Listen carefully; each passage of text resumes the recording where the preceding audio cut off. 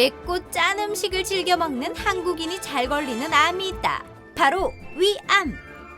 한국인의 위암 발병률은 OECD 가입국 중 1위로 심지어 하루 평균 77명, 한 해 약 3만 명이 위암 진단을 받아 이른바 위암 공화국으로 불린다고. 톡톡 건강 토크, 이번 시간에는 위암 가운데에서도 내시경 치료에 대해 집중적으로 알아본다. 네, 흔히 이제 밥을 먹을 때 국이나 찌개가 꼭 있어야 이렇게 밥을 드시는 분들이 많이 계십니다. 그렇게 챙겨 먹어야 밥을 제대로 먹었다 이런 분들 많이 계시죠. 그런데 다들 아시겠지만은 국이나 탕, 찌개에는 나트륨이 좀 많이 들어가 있기 때문에 주의가 필요합니다. 네, 톡톡 건강 토크 이번 시간에는 식습관과 관계가 있는 위암에 대해서 알아볼 텐데요. 네. 그 가운데서 내시경 치료에 대해서 집중적으로 살펴보도록 하겠습니다. 네. 오늘 도움 말씀 주실 분 나와 계신데요. 네. 계명대 동산병원 소화기내과 이주엽 교수 모셨습니다. 안녕하십니까? 네, 안녕하십니까? 반갑습니다. 네, 그럼 먼저 3분 브리핑을 통해서 위암이 정확히 어떤 질환이고 얼마나 많은 분들이 또 위암을 앓고 있는지 현황부터 살펴보도록 하겠습니다. 교수님 부탁드리죠.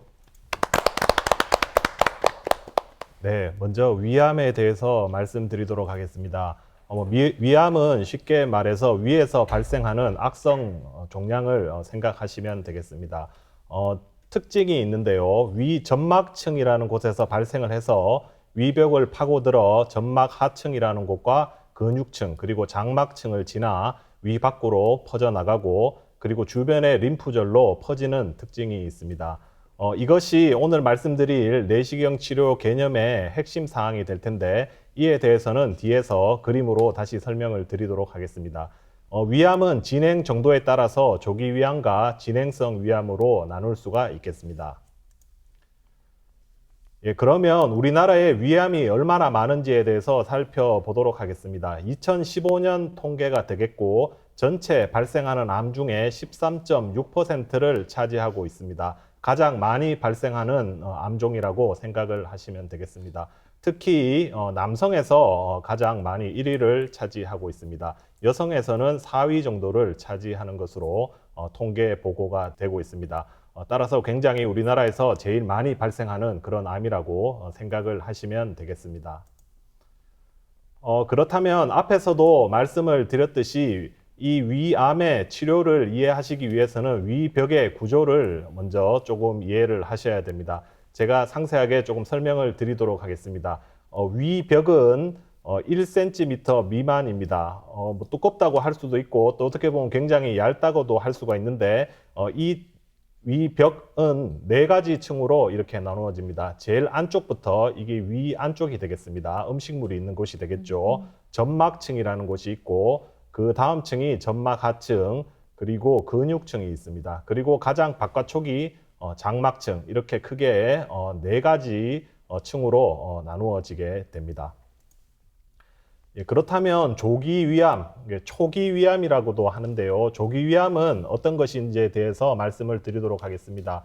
조기 위암의 정의는 다음과 같습니다. 림프절 전이가 없는 점막과 점막 하층에 국한된 초기 단계 위암이라고 생각을 하시면 되겠습니다. 아래 그림을 보시도록 하겠습니다. 앞에 그림에서 설명을 드렸듯이 위에 첫 번째 층인 점막층, 그리고 두 번째 층인 점막 하층, 그러니까 여기 표층에만 있는 그런 암이 조기 위암이라고 생각하시면 되겠습니다. 주변에 있는 림프절 전이는 없는 것으로 보시면 되겠습니다. 다음으로는 진행성 위암입니다. 말 그대로 진행된 그런 위암을 말하는 용어가 되겠고 앞에서와는 다르게 점막층과 점막 하층을 넘어서 근육층과 장막층 그리고 더 진행을 하면 주변으로 이렇게 퍼져나가는 그런 진행된 단계의 위암을 말하는 용어가 되겠습니다. 그림을 보시면 왼쪽이 조기 위암이 되겠고 오른쪽이 진행 위암이 되겠습니다. 모양이 여러 가지 종류가 있겠지만 조기 위암은 보시면 첫 번째, 두 번째 층에 다 국한되었다는 것을 알 수가 있겠습니다. 하지만 진행성 위암은 세 번째, 네 번째 층을 넘어서 더 진행되면 이렇게 밖으로 파고나가는 그런 형태의 진행된 위암이 되겠습니다.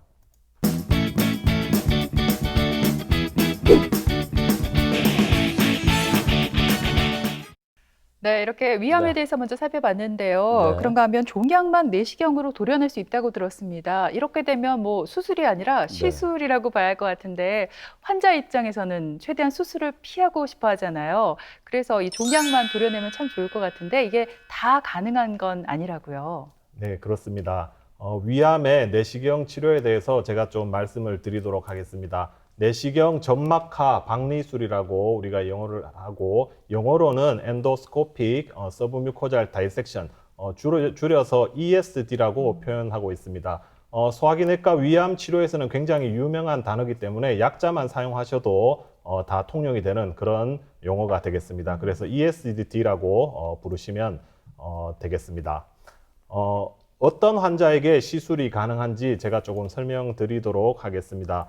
모든 환자에게 다 되지는 않습니다. 조기 위암 중에도 점막층, 첫 번째 층에 국한된 위암에서 시술이 가능합니다.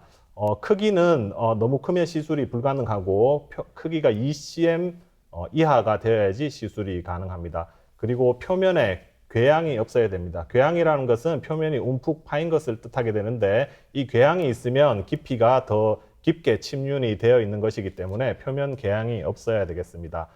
그리고 뒤에서도 자주 이런 용어가 나올 텐데 세포, 위암의 분화도가 좋아야 됩니다.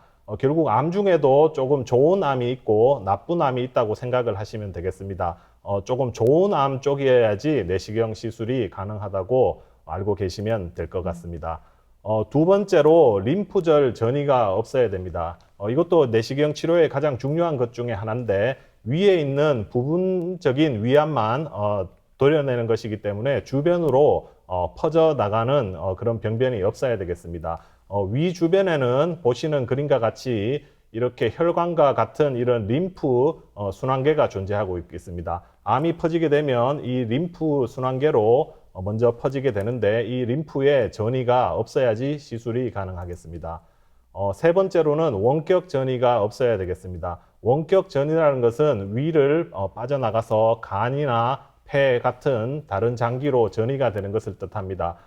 이런 경우에는 해당 사항이 되지 않겠습니다. 교수님, 이 시술을 받기 전에도 여러 가지 검사들을 받아봐야 될 것 같은데 어떤 검사들을 받아봐야 될까요? 먼저 위 내시경 검사는 뭐 기본이겠죠? 네, 그렇습니다. 시술 전에 어떤 검사가 필요한지에 대해서 제가 좀 설명을 드리도록 하겠습니다. 먼저 말씀하셨듯이 위내시경 검사는 필수 검사가 되겠습니다. 그리고 암인지 아닌지 분간을 해야 되기 때문에 역시 조직 검사를 해야 되겠습니다. 조직 검사를 하게 되면 앞에서 설명드렸듯이 분화도가 좋은 암인지 분화도가 나쁜 암인지 판별을 할 수 있게 됩니다. 그래서 첫 번째로 위내시경 조직 검사가 필요하겠습니다. 그리고 두 번째는 내시경 초음파 검사라는 것이 필요하겠습니다. 내시경 초음파 검사라는 것은 내시경 끝에 초음파가 달려 있어서 보시는 이 그림과 같이 위벽에 이런 네 가지 층을 상세하게 볼 수 있는 그런 검사가 되겠습니다. 따라서 이 검사를 하게 되면 점막층은 까만색으로 보이고 점막 하층은 흰색으로 보이게 됩니다. 그래서 우리가 치료를 할 수 있는 위암의 깊이가 어느 정도 되는지 알 수 있는 그런 검사가 되겠습니다. 실제 예를 보시도록 하겠습니다. 아마 분간이 잘 안 되실 수도 있을 텐데 여기 보면 이렇게 까만 것이 위암 병변이 되겠습니다. 왼쪽의 경우에는 점막암으로 우리가 내시경 치료를 할 수 있는 그런 대상이 되는 암이 되겠습니다. 오른쪽의 경우에는 점막 하층을 침범한 암이 되겠습니다. 점막 하층은 이렇게 흰색으로 보이게 되는데 이 위에 있는 까만색이 흰색을 이렇게 갉아먹은 듯한 이런 모습이 보이게 됩니다. 이것은 점막 하층으로 침륜된 암이기 때문에 치료 대상은 되지 않겠습니다. 그래서 두 번째로 초음파 내시경 검사를 해야 되겠습니다. 마지막으로 컴퓨터 단층 촬영 CT 검사를 해야 되는데 이 검사도 시술하기 전에 필수적인 검사가 되겠습니다. 이 검사를 하는 이유는 위암 정도를 보는 것도 있겠지만 주변에 다른 장기에 원격 전이가 있는지 이 검사로 알 수가 있겠습니다. 그래서 원격 전이가 없을 때만 위 내시경 시술이 가능하겠습니다. 네, 복부 절개나 전신 마취를 하지 않고 이 내시경으로 종양만 딱 도려낸다고 하니까 진짜 뭐 환자 입장에서는 이보다 더 고마운 치료는 없을 것 같은데요. 교수님, 백문이 불여일견이라는 말이 있습니다. 이 내시경 점막하 박리술 어떻게 하는 건지 시술 과정 좀 보여주세요. 네, 알겠습니다. 제가 시술 과정에 대해서 그림으로 상세하게 설명을 드리도록 하겠습니다. 먼저 내시경 점막하 박리술 ESD 시술의 개념적 모식도를 보시도록 하겠습니다. 개념은 이렇습니다. 여기 약간 살색처럼 되어 있는 것이 점막층이 되겠습니다. 그리고 아래쪽에 파란색이 점막 하층이 되겠습니다. 먼저 점막층을 이렇게 절개를 하고 점막 하층을 노출시킨 다음에 이렇게 점막 하층을 칼을 이용해서 차례차례 잘라나가는 그런 것이 ESD 시술의 개념이 되겠습니다. 시술 과정을 간단한 그림으로 먼저 보시겠습니다. 예, 여기 중간에 있는 것이 종양이 되겠고 처음으로 종양의 경계를 이렇게 표시를 합니다. 빨간 점이 되겠고 그리고 두 번째로 점막하 주입액이라는 것을 주입하게 됩니다. 이것을 주입하는 이유는 점막 하층을 이렇게 파란색으로 표시하기 위함도 있고 이렇게 이것을 주입하게 되면 이런 병변이 위로 조금 뜨게 됩니다. 그래서 뜨게 되면서 우리가 칼을 집어넣을 수 있는 공간도 만들고 나중에 천공 같은 것도 어느 정도 예방을 시킬 수가 있겠습니다. 세 번째로는 이 파란색 점막 하층을 내시경 칼을 이용해서 이렇게 자르는 단계가 되겠고 마지막으로 이 다 자르게 되는 네 번째 그림이 되겠습니다. 이렇게 시술이 진행됩니다. 그러면 시술에는 어떤 도구가 필요한지에 대해서도 간략하게 설명을 드리도록 하겠습니다. 내시경은 물론 필수적으로 있어야 되겠고요. 자, 제일 왼쪽에 보이는 그림이 시술에 사용되는 내시경 칼이 되겠습니다. 여러 가지 형태의 내시경 칼이 있고 실제로 이렇게 크게 보이지만 이 끝에 있는 쇠 부분은 2에서 3mm 정도밖에 되지 않습니다. 굉장히 작은 그런 내시경 칼이라고 생각하시면 됩니다. 그리고 두 번째로 앞에서 말씀드린 점막하 주입액이라는 것이 있어야 되겠습니다. 그리고 마지막으로 내시경과 연결해서 사용하는 우리 고주파 발생 장치가 되겠습니다.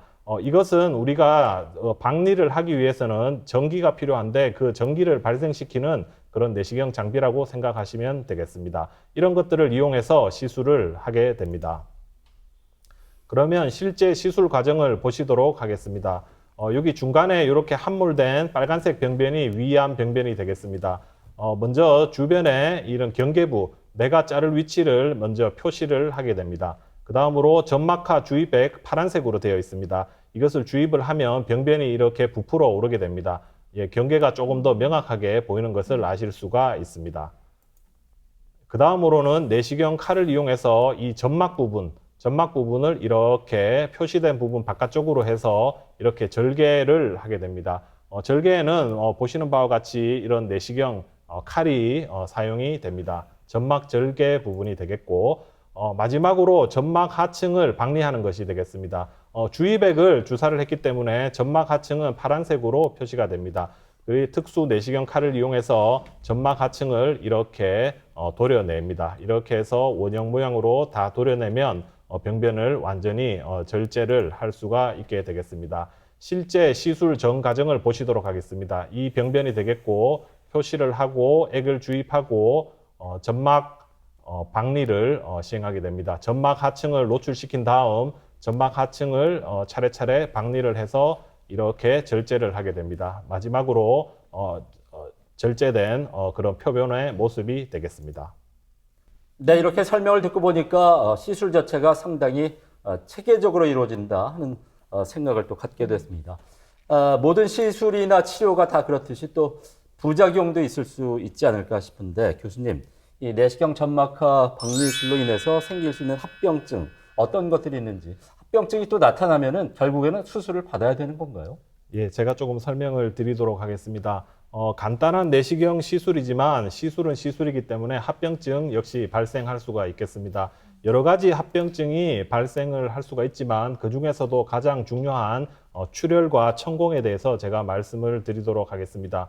출혈은 말 그대로 절제 과정에서 피가 나는 것을 뜻하게 되는데 시술 중에도 이렇게 출혈이 될 수가 있겠습니다. 왼쪽 그림이 되겠고 이렇게 출혈이 되는 것을 볼 수가 있겠습니다. 시술 중에 나는 출혈은 역시 내시경 도구를 이용해서 이렇게 완벽하게 지혈을 할 수도 있습니다. 그리고 시술 후에도 이 절제된 자리에서 피가 날 수가 있겠습니다. 아래쪽 그림은 시술 1일째 피가 나는 모습이 되겠고, 지혈을 하기 위해서 이런 내시경 도구들을 이용한 것을 보실 수가 있겠습니다. 시술 후 24시간 이내에 출혈이 가장 많이 되는 것으로 알려져 있습니다. 특히 요즘 환자분들 중에 항혈전제, 항응고제 같은 것을 복용하는 환자들이 많은데, 그런 분들은 출혈이 조금 더 잘 되는 것으로 되어 있고, 최대 기간은 2주까지도 출혈이 나타나는 그런 지연 출혈도 있는 것으로 알려져 있습니다. 그래서 출혈이 첫 번째로 중요한 합병증이 되겠습니다. 그 다음으로 중요한 합병증이 천공이 되겠습니다. 왼쪽 그림을 보시겠습니다. 박리하는 과정에서 이렇게 구멍이 난 것을 보실 수가 있겠는데요. 위안은 음식물이 들어가 있는 오염된 공간이 되겠습니다. 그리고 위 밖은 복강이라고 해서 굉장히 깨끗한 공간입니다. 천공이 되는 순간 위 안에 있는 오염된 물질들이 밖으로 빠져나가서 복막염을 일으킬 수가 있겠습니다. 따라서 조금 때에 따라서는 심각한 합병증이 될 수 있습니다. 하지만 빨리 발견을 하면 이 오른쪽 그림과 같이 내시경 천공 클립을 이용해서 이 천공 부위를 봉합할 수가 있겠습니다. 물론 때에 따라서는 이런 천공으로 인해서 수술로 연결되는 경우가 있기도 합니다. 네, 네. 내시경 점막하 박리술 그 방법에 대해서 하나하나 살펴봤습니다. 이게 네. 또 시술이긴 하지만 그래도 우리 몸에서 암덩어리를 뭐 도려내는 거잖아요. 그렇죠. 입원이 필요할 것 같은데 병원에 며칠 정도 있으면 될까요? 네, 그 입원은 뭐 필수적이라고 말씀을 드릴 수가 있겠습니다. 하지만 입원 기간은 그렇게 길지는 않겠습니다. 본원에서 하는 프로토콜을 잠시 소개시켜 드리도록 하겠습니다. 네. 본원에서는 2박 3일 또는 3박 4일 입원해서 시술을 하고 있습니다. 2박 3일 같은 경우는 외래에서 먼저 검사를 마친 다음에 시술 당일 금식을 하고 바로 입원해서 오후에 시술하는 스케줄이 되겠습니다. 그리고 시술 후에는 출혈이나 천공 등의 합병증이 없는지 이틀 정도 관찰한 후에 퇴원을 하게 됩니다. 이 그림은 3박 4일 스케줄이 되겠고, 이 뒤에 있는 표는 실제 환자들에게 나눠주는 그런 표가 되겠습니다. 시술 전날 입원을 해서 필요한 검사를 그날 그리고 그 다음날 오전에 시행을 하고, 다음날 오후에 시술을 하는 그런 스케줄이 되겠습니다. 시술 후에도 역시 합병증이 없는지 이틀 정도 경과 관찰 후에 퇴원을 하는 그런 스케줄로 진행을 하고 있습니다. 물론 중간에 합병증이 발생되었다고 판단이 되면 입원 기간이 조금 더 길어질 수는 있겠습니다. 상대적으로 입원 기간이 길지는 않아서 일상생활로 바로 복귀가 가능할 것 같아요. 교수님, 그런데 이 내시경 점막하 박리술을 받은 후에 추가적으로 수술을 받는 경우도 있다고 들었거든요. 환자 입장에서는 좀 당황스러울 만도 한데 이런 경우는 어떤 경우예요? 네, 그렇습니다. 물론 수술을 피할 수 있으면 가장 좋지만 꼭 수술을 해야 되는 경우도 있겠습니다. 말씀하신 대로 그 환자 입장에서는 좀 당황스러울 수가 있기 때문에 사전에 충분한 설명을 해놓고 시술을 하고 있습니다. 어떤 경우에 수술을 해야 되는지 제가 설명을 드리도록 하겠습니다. 절제된 조직입니다. 앞에서 보신 그림이 되겠고, 이 절제된 조직은 저희가 현미경으로 면밀하게 분석을 하게 됩니다. 이 사진은 현미경으로 분석하는 사진이 되겠고, 현미경에서 주로 보는 것은 이 절제면 상하 좌우에 암세포가 없는지, 그 암세포가 여기 자른 절제 조직 안에 다 포함되어 있는지 뭐 그런 것을 봅니다. 그리고 마지막으로 중요한 것이 절제 깊이가 어느 정도인지, 아래쪽 깊이에 위암 침륜이 없는지를 보게 됩니다. 이렇게 해서 현미경으로 자세하게 분석을 하게 됩니다. 이 현미경으로 분석을 해서 최종적으로 암 조직이 이렇게 앞에서 말씀드린 점막층에 딱 국한되어 있는 경우에는 수술을 할 필요가 없겠습니다. 여기서 치료가 끝나는 것이 되겠죠. 그리고 최근에는 일부 보고에 따르면 점막 하층도 0.5mm, 굉장히 작은 단위고 눈에는 보이지 않습니다. 500 마이크로미터 정도 된다고 생각하시면 되겠는데, 점막 하층에 500 마이크로미터 정도 침륜까지는 우리가 수술을 하지 않고 그냥 봐도 된다, 이런 보고들이 있습니다. 그래서 여기까지는 우리가 수술을 하지 않고 정기적인 추적 관찰을 할 수가 있겠습니다. 하지만 그 이상으로 침범한 경우에는 반드시 수술적 절제가 필요하겠고, 그리고 두 번째로 앞에서 말씀드렸듯이 분화도가 좋지 않은 암, 좀 나쁜 암이라고 생각하시면 되겠습니다. 전문적인 용어로는 미분화암이라고 부르는데 이런 경우에는 나중에 전이나 재발을 잘하기 때문에 반드시 수술을 하시는 것이 좋습니다. 그리고 세 번째로 우리가 병리 분석을 하면 미세혈관이나 림프관을 침범했는 경우가 있습니다. 이런 경우에도 미세혈관이나 림프관이 연결되어서 나중에 재발을 잘하는 경우가 많습니다. 그래서 우리가 수술을 권하고 있고요. 그 이외에도 암세포가 남아있다고 판단되는 경우에는 반드시 수술적 치료를 하셔야 되겠습니다. 그 내시경 점막하 박리술을 받은 다음에는 이제 또 재발은 하지 않는지 그게 궁금한데 관리를 좀 잘 해야 될 것 같습니다, 교수님. 그러기 위해서 정기적으로 좀 그 위 검사, 내시경 검사를 받는 게 참 중요하겠죠. 네, 맞습니다. 아무리 조기에 발견이 되고 작은 암이지만 암은 암이기 때문에 시술 후에 정기적으로 추적 검사를 받는 것이 중요하겠습니다. 시술을 받은 후에는 정기적으로 추적 검사가 반드시 필요하고 우리가 일반 암과 마찬가지로 5년 정도 추적 관찰을 하고 있습니다. 국소 재발이나 다른 장기의 전이를 조기에 진단하기 위해서 주기적으로 내시경 검사 그리고 복부 CT 촬영을 받는 것을 원칙으로 하고 있습니다. 오늘 내시경 점막하 박리술을 요약을 하도록 하겠습니다. 조기 위암 중에서도 점막에 국한되어 있으면서 크기가 2cm 이내로 작고 세포의 분화도가 좋은 암은 내시경을 이용한 절제로 치료를 할 수가 있겠습니다. 수면 내시경 방식으로 시술 시간은 30에서 60분 정도 걸립니다. 내시경으로 병변 아래에 생리식염수 주사를 하고 위 점막을 부풀린 다음 내시경 기구들을 이용하여 병변을 잘라내는 것이 시술 과정이 되겠습니다. 시술 후에는 2일에서 3일 만에 퇴원을 할 수가 있고 총 입원 기간은 2박 3일 혹은 3박 4일 정도가 되겠습니다. 정상적인 위를 그대로 지니고 생활할 수 있어서 삶의 질이 송산되지 않는 장점이 많은 그런 치료가 되겠습니다. 무엇보다도 이런 시술이 되는 그런 단계에서 조기 진단이 되어서 작을 때 발견을 하셔서 내시경 시술을 받는 것이 중요하다고 말씀드리고 싶습니다. 자, 우리나라는 위암 발병률이 높지만 완치율 또한 높다고 합니다. 초기인 경우에는 다행히도 위를 절제하지 않고 내시경만으로 암덩어리를 제거할 수 있다고 하니까 결정적으로 이제 조기 발견과 예방을 위해서 1년에 한 번씩은 위 내시경 검사를 꼭 받을 필요가 있겠습니다. 네, 지금까지 이 시간 도움 말씀에 계명대 동산병원 소화기내과 이주엽 교수께서 수고해 주셨습니다. 오늘 고맙습니다. 고맙습니다.